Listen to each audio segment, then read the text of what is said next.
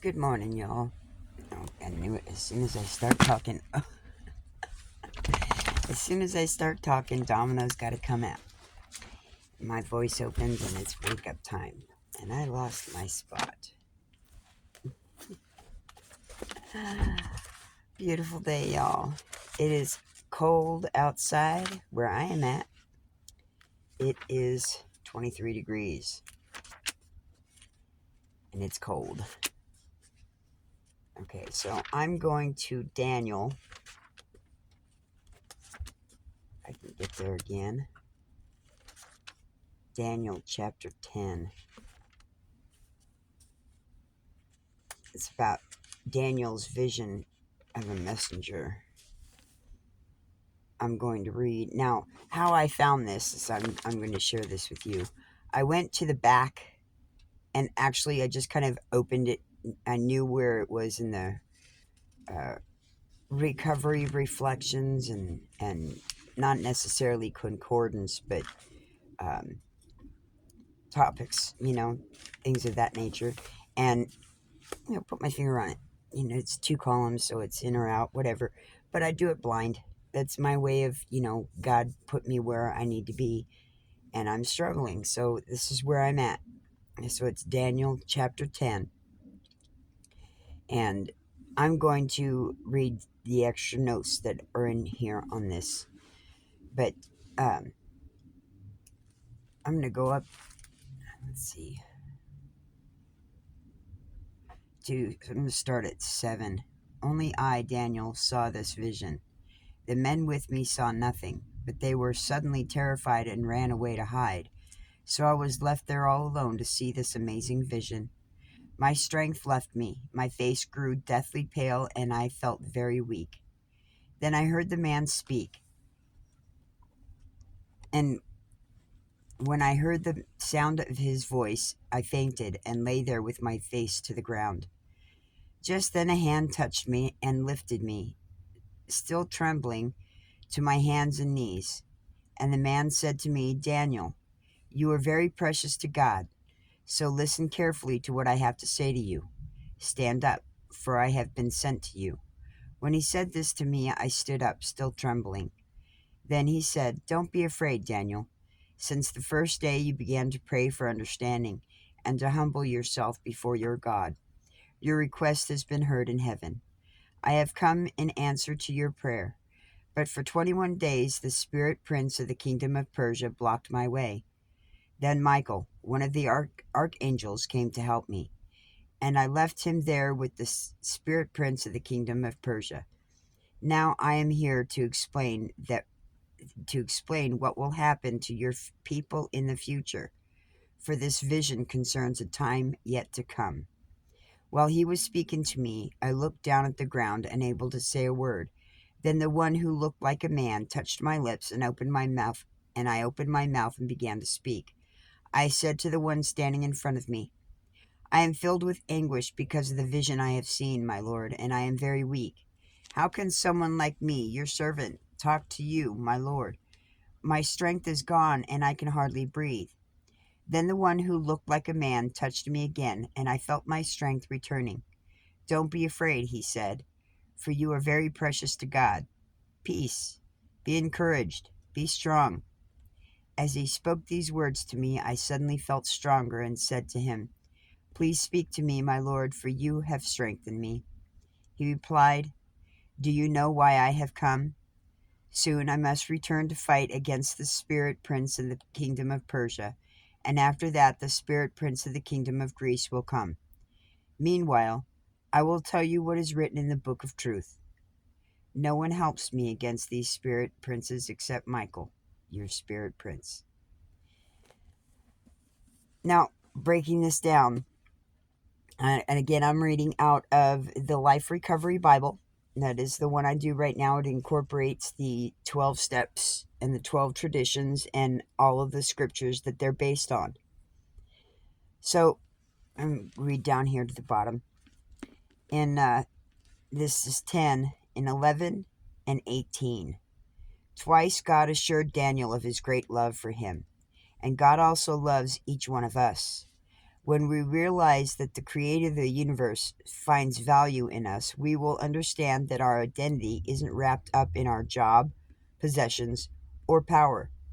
When we truly believe that God loves us, we can stop our alcoholism or other addictions and begin to feel good about ourselves.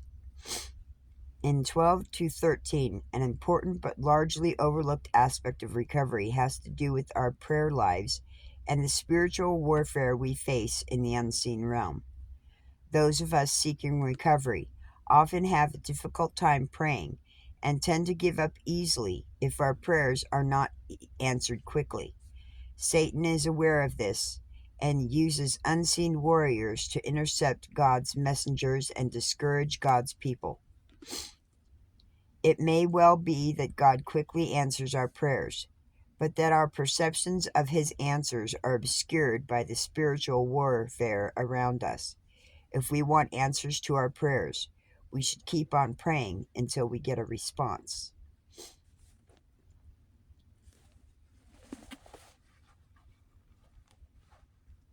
Prayer is just simply talking to God, communing with him. And it's just talking to him like I'm talking to you. I don't see you. I can't hear you. I can only have faith that someone somewhere at some point or another is going to hear and listen, or hear and not listen. But I know God's listening, and I know he hears us. Wow.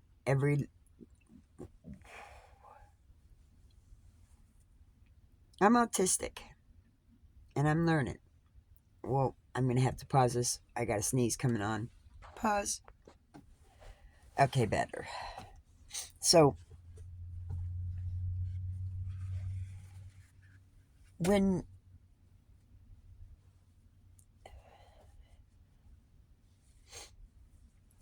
I was out in Cali 12 years ago plus, I'm not exactly sure anymore. When I first got out there, I had, I was by myself, and I had challenges. Well, there was a young lady that she was gifted. She was disabled and had, her own thing going. She had some security, and I didn't. But we tagged along for a while, and I learned from her, and she learned from me. And I met someone at a community center, and he joined me in my ventures. And, we have a tendency to have that blind faith when we pray for things. We pray for guidance, and, we ask for signs, and so on and so forth. And, I had asked for a sign to know whether or not I would be able to trust him. And some things were said, and I thought I could. The devil is very manipulative. He's very good at what he does. But God is better. And throughout the beginnings of our journeys, he had told me things that were to come. Visions, signs, whatever. And they were valid. They happened. But that can also be of the devil. Just because prophecies are fulfilled does not mean they're from God. The devil does stuff too. The devil has power in this domain, on this earthbound domain. But God has ultimate power. So, even though for 3-year time span I was with this individual, and I'd seen things, and things were confirmed that were said and done. Come on up, baby. Come on. But that would be, as that scriptures put, the Prince of Persia. So we all have guardian angels, the believers, and I believe the believers to come. I know that God has, there are more angels than there are people. It's a vast kingdom. We are his children.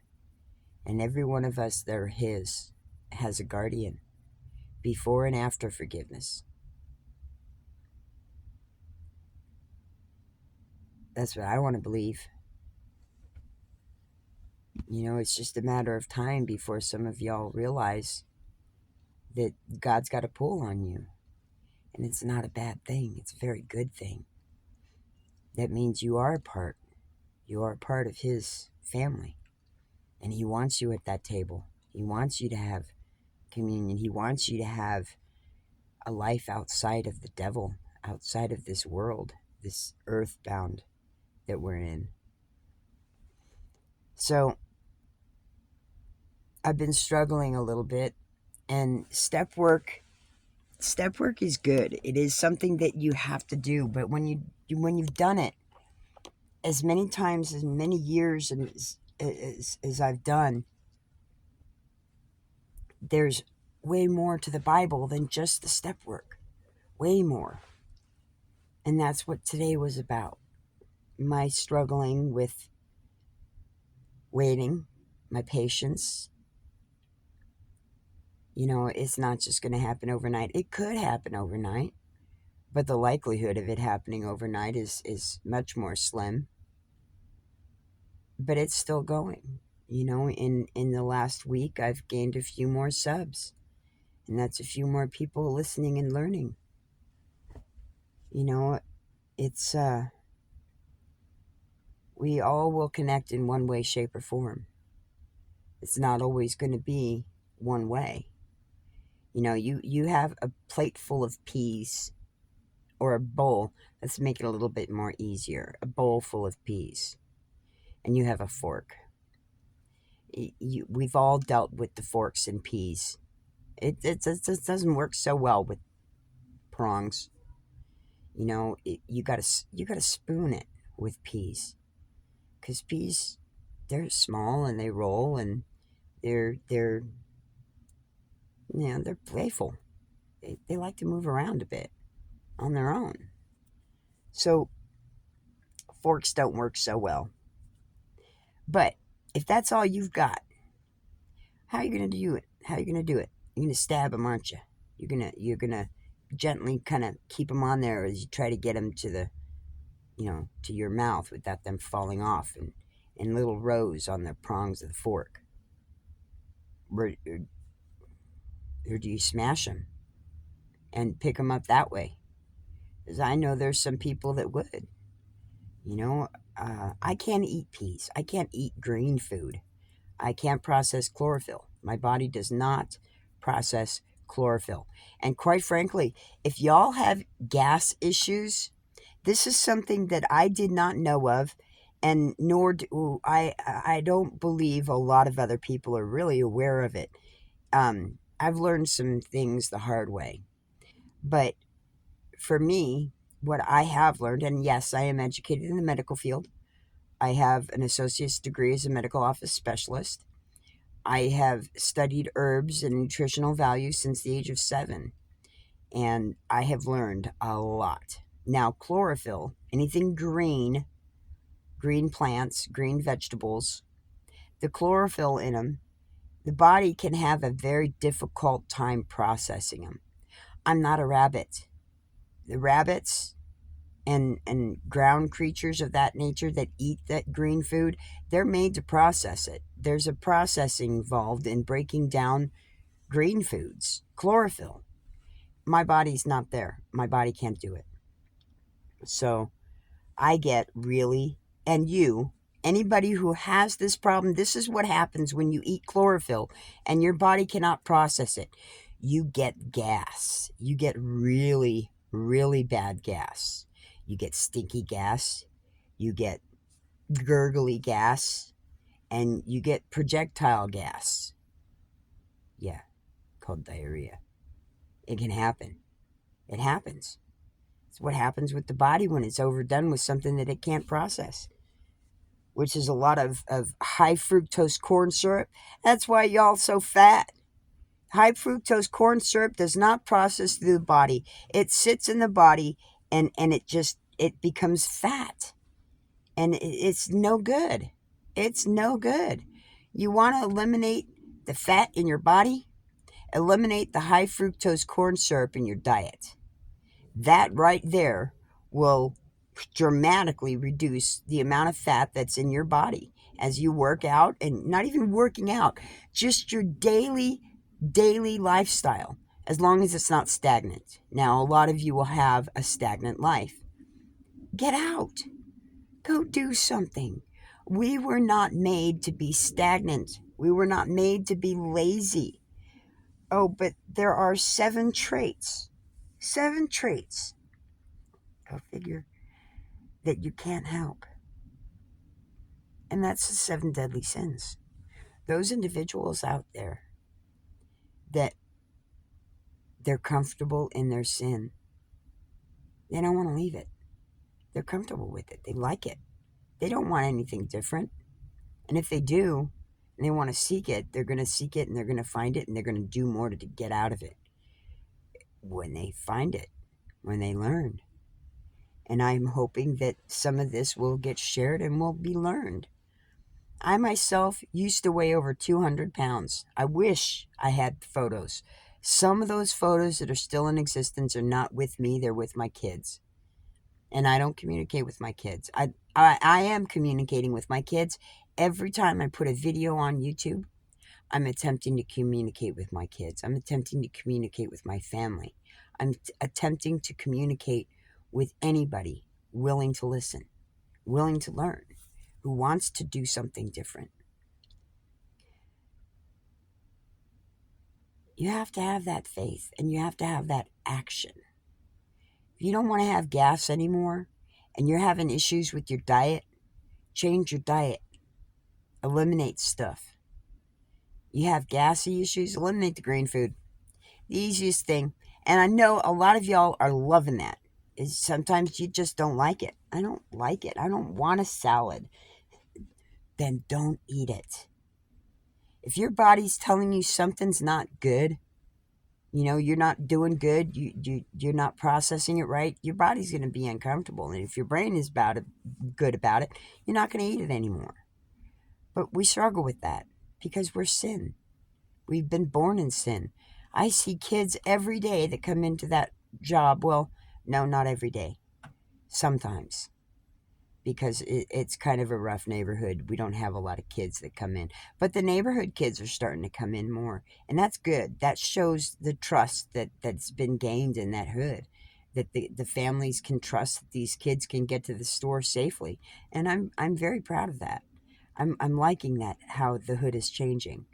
It's wonderful. It was a hellhole 5 years ago. A hellhole. Literally. The devil was running this shit show. It was bad. 180 unaccounted for deaths on the river in just this section alone. That's bad. That's really bad. But God put me here 3.5 years ago, and He's had me doing. And, well, I shouldn't say He's had me doing. I've chosen to do. I have been doing what God has wanted me to do and not knowing what God wanted me to do for years. You can have that.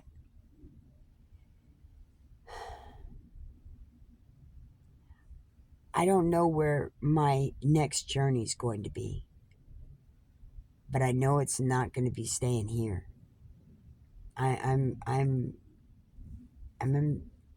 missionary, an American missionary on American mission to help the populace of our country, those who are still struggling and still suffering from the anguish of sin, from the anguish of the torment of those politicians and people that have put it on us. Without having God in the church, having God in the family, having God in the schools, it takes it away from us. We're bringing that back. And it's time to get our sobriety back on. It's time to get our flow back going, our faith on, our strength. So this is my course today, y'all. You know, I've been praying. It's pray without ceasing. Just talk to God. When you get frustrated about something, just fucking start bitching at him. He can take it. He can take it way better than us humans can. And he don't care about the language so much. We put that on ourselves. He doesn't care. He knows what the heart is. He knows how it feels in here. And you could be mute. You don't have to say anything. You can feel it. You can scream it from the inside. If your mouth is bound, if you can't talk, you can still think it. You can still feel it with your core. When I was being choked, when I was being strangled, I could feel the trachea touching on the inside. There was no way those vocal cords were going to work. And insanely enough, and this is something that sticks in my head, even as I'm spitting out my lower teeth in order not to choke on them when I was able to take a breath, and that's not insane. That is not insane. That is an autistic mind working, a very genius mind working so far in advance that I'm going to spit my lower teeth out. My dentures, I have dentures. I'm going to spit my lower teeth out in order not to choke on them when I can take a breath because I'm being choked to death. And that's exactly what happened. God brought me back. And I didn't die. I didn't die. And I'm here as a living testimony of what God can do. So even in your boundness, even in your tightness to where you can't talk, you scream out to God in your heart. You plead for him, and that forgiveness and that mercy and grace will abound.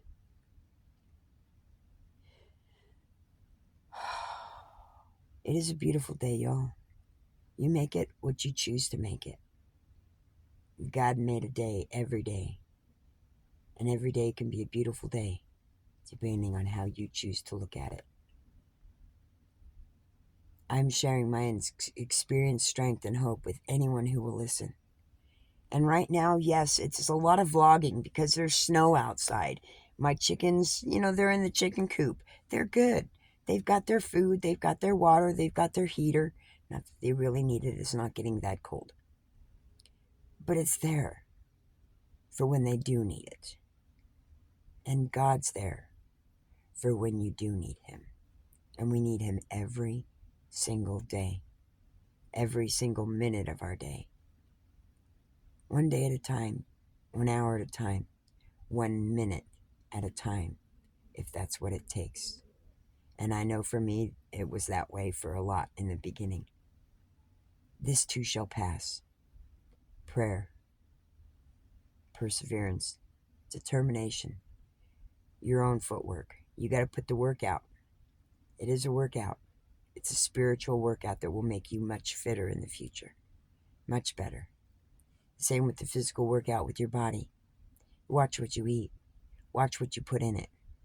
If you want love and compassion coming out of your life, you need to put love and compassion into your heart. By God. And then you can give that out. If you only have animosity and anger, that's what you're going to put out. Animosity and anger. Let's change that, y'all. We have a new future ahead of us. We have a new president, and we have a new beginning. We can change this. We can make it better. Let's make America great again, y'all. Let's make you better. Let's make us better. Let's put God back in the equation and make us great again. Y'all have a beautiful day. Take care. Bye.